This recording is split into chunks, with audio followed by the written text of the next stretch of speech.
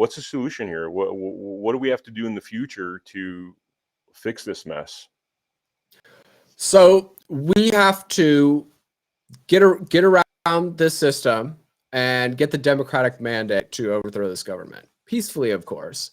But the way we do that is we get out there and we mix it up with a lot of the disaffected factions of not just the right, but the left, of the center, of all the other exotic flavors out there.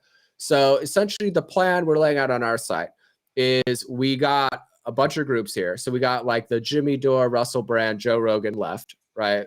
That's one group, and that's a huge audience, right? They have a much bigger audience than the mainstream media at this point, probably 10 times the size. So that's a great crowd. You call them left. It's interesting you call them. I mean, Jimmy Dore, I totally get, but Joe Rogan, I guess he says he's left, but seems like he agrees with a lot of conservative values. Yeah, I think they were all lefties that started out as lefties, and they kind of realized like, whoa, this is not what I signed up for over time, right? So I think they're very amenable to this sort of a situation if it can be done in a careful way.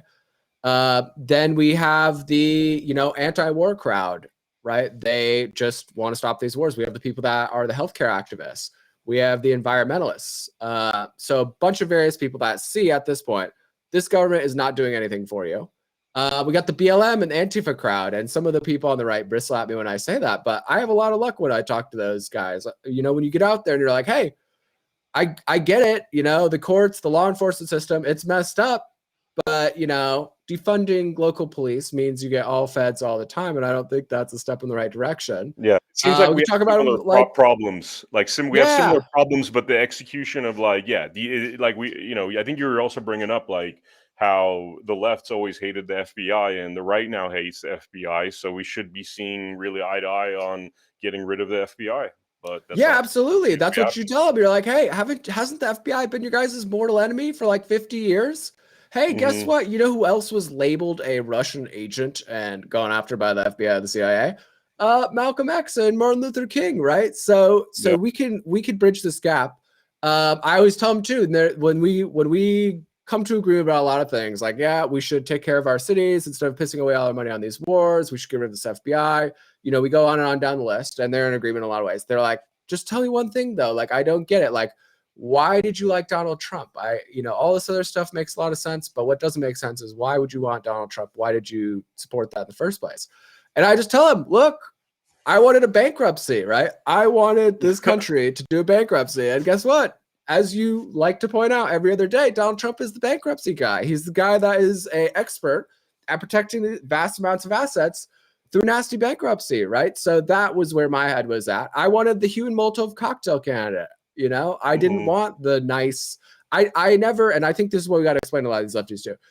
I never saw him as like the messiah, the oracle, the person who just knows everything. I saw him as the blunt object that we needed to fight against the deep state. And in that regard, I tell him in that regard, I don't think he went far enough.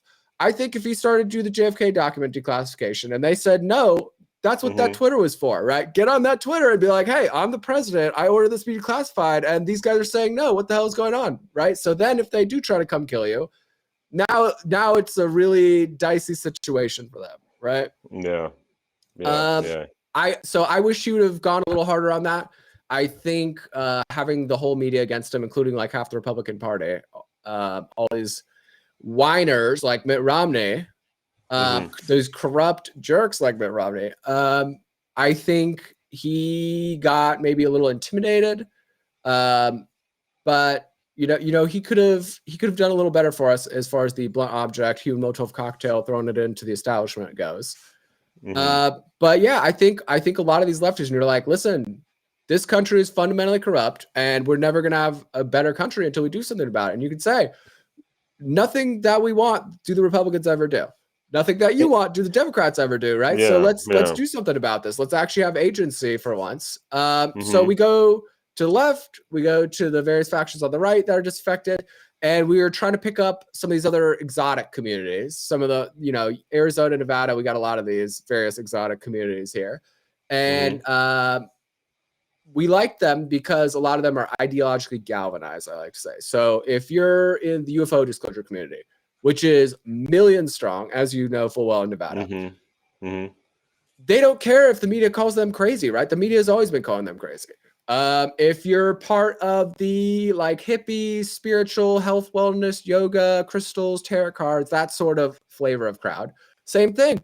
They are very countercultural and they are very unfazed by any kind of hate coming their way from the mainstream media. The crypto people, right? They're very decentralization minded, most of them.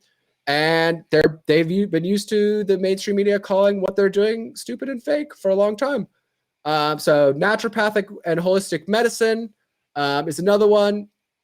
Gamers, the sovereign, right? The sovereign and state national crowd, which is very conducive to this, United States corporation, bankruptcy, that kind of stuff.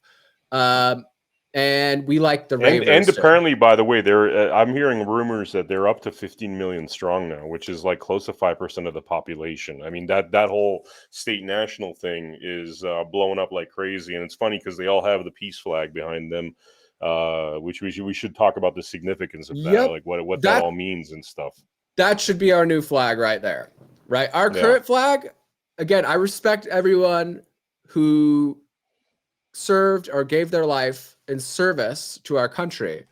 But I think where we get a little off the rails on the right sometimes is we get too focused on the symbol, right? The people didn't die for that flag. The people died for this country and for the people in this country and for the rights that this country represents. It wasn't necessarily just about the symbol. It was about the country.